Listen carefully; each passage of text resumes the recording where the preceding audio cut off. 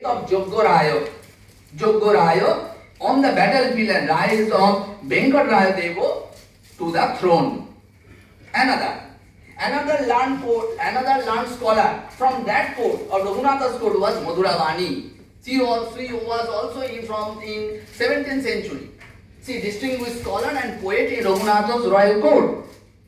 এই যে মধুরাবাণী তার নামটা এই জন্যই মধুরাবাণী খুব সুন্দর গান করতে পারতেন এবং বীণা বাজাতে পারতেন এবং 1 ঘন্টায় 100টা শ্লোক লিখতে পারতেন এই মধুরাবাণী, যার কথা এখানে মেনশন করা হচ্ছে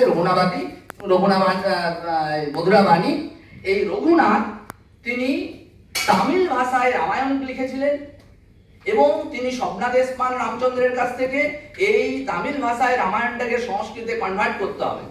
তখন তিনি তার স্ত্রীকে বললেন, তার স্ত্রী তখন এই মধুরাবাণীকে বললেন, তার কোর্টের একজন ডিস্টিংগুইশ ফিমেল স্কলার, তিনি তখন এই ট্রান্সলেট করলেন তামিল রামায়ণটাকে ইনটু সংস্কৃত 14 ক্যান্টোস, আর যার শ্লোক সংখ্যা হচ্ছে 1500। ঠিক আছে,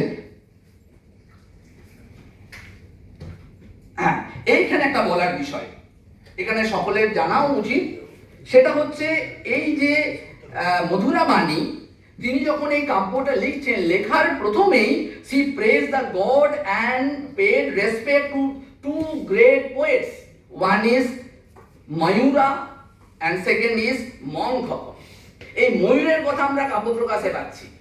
কাব্য প্রকাশে যখন কাব্যের প্রয়োজনের কথা বলা হচ্ছে তখন কাব্যম যশসে অর্থকৃতে ব্যবহারবিদে শিবে তরক্ষসয়ে সদ্য করণবৃত্তয়ে কান্তা সম্মিততয়ে উপদেশে শোনা যায় এই ময়ূর যে কবি তার কুষ্ঠরোগ হয়েছিল, তিনি তখন সূর্য শতক লিখলেন, সূর্য শতক লিখে তার কুষ্ঠরোগ থেকে মুক্তি হয়েছিল। এটা আমরা কাব্য প্রকাশের রেফারেন্স পাই।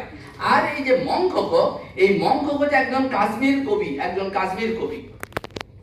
ঠিক আছে, এই দুজনের কথা আমরা এই জায়গায় পাচ্ছি। আমরা আরেকটু এগিয়ে যাই, সেটা হচ্ছে অতএব আমরা 3 জন